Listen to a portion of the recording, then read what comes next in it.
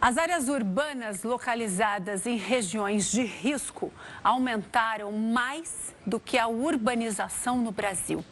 O levantamento do MAP Biomas revelou que ao longo das últimas 4 décadas, o país registrou um aumento de 2,5 vezes nas áreas urbanas do país, num ritmo médio de 70 mil hectares por ano entre 1985 e 2024.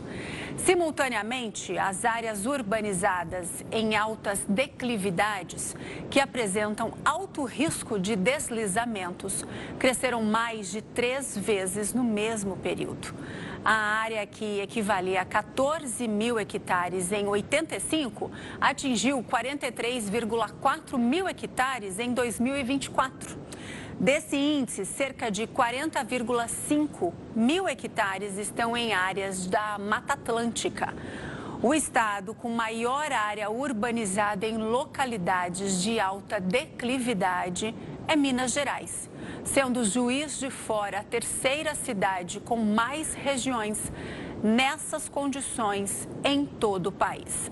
Vamos falar mais sobre esse assunto, vamos entender este crescimento.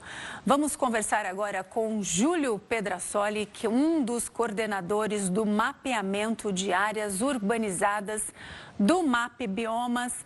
Oi, Júlio, boa tarde, que bom recebê-lo aqui, muito obrigada pela disponibilidade. Boa tarde, Daís. Eu agradeço pela oportunidade. Júlio, vamos, por favor, explica para a gente quais são os fatores que explicam esse crescimento de mais de 3 vezes da urbanização em áreas com mais de 30% de inclinação entre 85 e 2024? O que a gente chama de alta declividade é aquilo que está acima de 30% de inclinação, que é o que não deveria ter ocupação nenhuma, né? Não deveria ter loteamento ali em cima.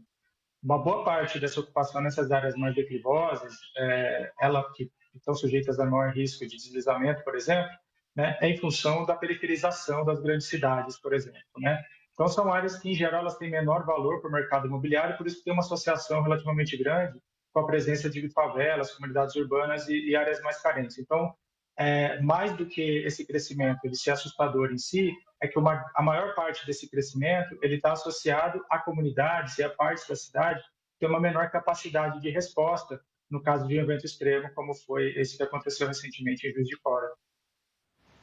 Agora, me diz uma coisa, Júlio, assim, Juiz de Fora aparece, então, como a terceira cidade com maior ocupação urbana em terrenos de alta declividade. Ela fica atrás apenas de São Paulo e Rio de Janeiro, cidades, é isso? Exato. Em 1985, ela já tinha muita área ocupando essas situações de alta declividade, era a quarta cidade. E ela ultrapassou Belo Horizonte, que passou a ser a quarta cidade, agora é Juiz de Fora. Quando a gente olha em 2024, o último ano que a gente consegue extrair os dados das imagens de satélite, foi para terceiro lugar. O que é mais interessante, né, e também preocupante desse dado é que Juiz de Fora está em terceiro comparando com Rio e São Paulo, que são cidades muito maiores, com uma população muito maior, né? Então, comparativamente, Juiz de Fora é muito menor, no entanto, tem uma ocupação gigantesca, em parte explicada pelo fator geológico, geomorfológico, né? Uma área com bastante áreas montanhosas para ser ocupada, então, historicamente, isso vem acontecendo, mas também o planejamento de ocupação da cidade parece não ter tido muita eficiência para evitar que as piores situações acontecessem, como agora. Eu acabei de procurar aqui para a gente dar uma informação para o nosso telespectador.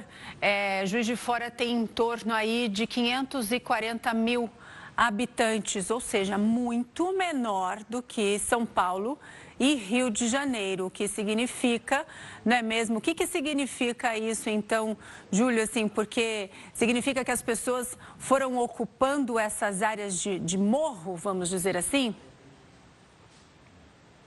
A cidade, no caso de Juiz de Fora, a cidade toda, independente de classe social, qualquer coisa desse tipo, ela já ocupa essas regiões como um todo. Então, ela tem uma ocupação em áreas de alta declividade muito heterogênea, né? Tudo quanto é tipo de ocupação, condomínios, favelas, etc., né? Então, o que acontece agora é que quando a gente vê a notícia, especialmente da ocorrência do evento, é que quando acontece esse evento extremo, o Juiz de Fora é um grande exemplo, sempre as áreas da cidade em que o problema vai ocorrer de forma muito intensa, né? Você tem casas desabando, pessoas desabrigadas, ou seja, não tem capacidade de resistir ao evento, acabam sendo essas áreas mais precárias. Então, Juiz de Fora, ainda que ela como um todo seja ocupada dessa maneira, né, por uma questão geomorfológica, da forma do relevo da cidade, é muito mais incidente, muito mais comum, né, os eventos críticos de morte, perda de casas e bens materiais nessas áreas mais precárias da cidade. Hoje mais cedo, Júlia, eu e meu editor-chefe, a gente estava analisando o mapa, não é mesmo assim, de Juiz de Fora, e nós constatamos ali, né, somos leigos no assunto, mas a gente estava olhando o mapa de Juiz de Fora e é uma região extremamente montanhosa. Essa informação que você trouxe é muito interessante, que é independentemente de classe social, que a cidade começa a crescer ali de uma forma que não importa a classe social, não é mesmo? Não tem para onde expandir, acaba ocupando ali um morro onde tem esses riscos de deslizamentos. É isso? Exato. Especialmente essa região de Minas Gerais, que a gente chama de Zona da Mata, né? Ela tem características de receber uma grande quantidade de chuva nesse período de verão, por conta da zona de convergência do Atlântico Sul. Tem alguns processos meteorológicos que explicam, né, essa grande incidência de chuva. A questão, então, já é uma questão sabida de que o relevo ele é bastante inclinado, a cidade inteira ali cresce, a gente tem muitos mapeamentos de risco ali, tanto é que nós temos muita informação sobre essa área, e também é sabido que existe uma grande incidência de chuva concentrada numa determinada época do ano, né? Então, a gente trabalha com esses fatores. A questão é que a gente associa isso agora num momento bem específico que a gente está vivendo, que são as mudanças climáticas em curso, em que a gente aumenta a frequência, está vendo o aumento da frequência e da intensidade desses eventos extremos. Então, por exemplo, nesse caso específico, que a gente já sabia que ia chover muito ali nessa época do verão, o que era esperado para um mês de fevereiro, choveu 300% a mais do que era esperado para esse mês de fevereiro. Então, você combina tudo isso, uma área com uma ocupação histórica já de alta declividade, também com uma grande proporção de ocupação de moradias carentes, que não vão ter capacidade de resistir, e, em cima disso, né, esse aumento muito forte da frequência e intensidade. No caso, a gente viu agora uma chuva enorme no curto espaço de tempo, né, e aí o resultado acaba sendo esse que a gente viu agora.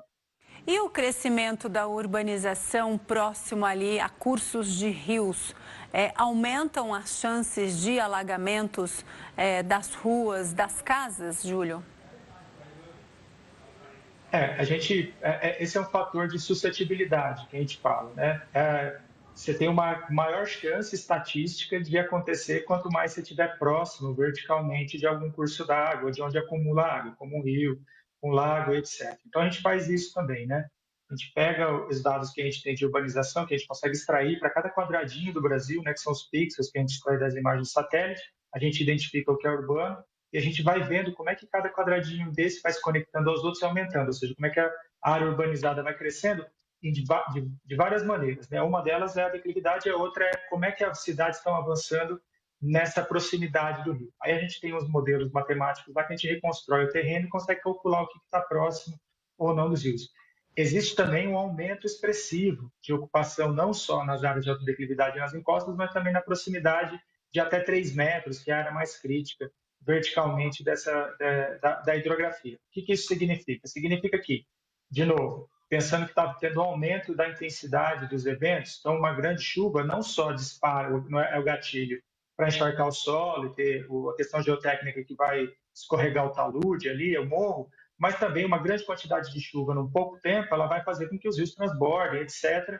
E a gente tem outros fatores que a gente mapeia também, perda de vegetação nas cidades, que poderia controlar um pouco essa situação. Somando tudo isso, também é um dado muito preocupante quando a gente vê o aumento gradativo, mas constante da ocupação urbana brasileira, também nos últimos 40 anos, com proximidade de cursos hídricos, especialmente bem próximo, verticalmente, nesses últimos 3 metros.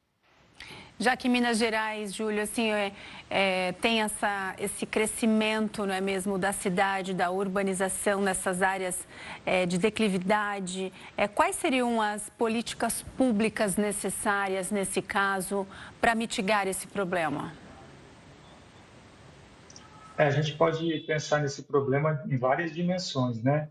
Mas geralmente a gente pensa em duas palavrinhas, né? Que é a mitigação e a adaptação. A pergunta que você fez é a tal da mitigação, né? Agora que o problema já está instalado, a gente conhece a situação, o que dá para fazer para resolver ou amenizar o problema? São casos específicos. Tem áreas que, infelizmente, há necessidade de haver remoção, né? Tem áreas em que não há como controlar com engenharia, com outras coisas, para manter a população ali. O que deve ser sempre o último caso, porque as pessoas que estão morando nessas áreas, retirá-las é um custo muito alto, não só financeiro, isso é o de menos, mas você tem a vida construída ali, relações de trabalho, relações sociais, etc., que primordialmente devem ser mantidas, mas em alguns casos não há possibilidade. Mas, para além disso, existem sim obras de contenção possíveis, drenagem, saúde, e basicamente isso exige investimento governamental. Por exemplo, com o novo PAC, né, os estados apresentam os projetos e tem uma quantidade relativamente grande de dinheiro exatamente disponível para essas intervenções. Aí eu pensando no outro lado, que seria não a mitigação, mas a adaptação, a gente tem que pensar a cidade como um todo, né? Pensar como é que a cidade, botando árvore, não canalizando o rio, né? Fazendo de alguma maneira com que os processos naturais voltem a acontecer dentro da cidade, que a gente evite, né, que esse sistema se colapse, ao invés de esperar ele colapsar, para que a gente tenha que tomar uma atitude, que é o que, infelizmente, é o que a gente tem que fazer agora, né? É salvar o que der e tentar fazer as obras de contenção.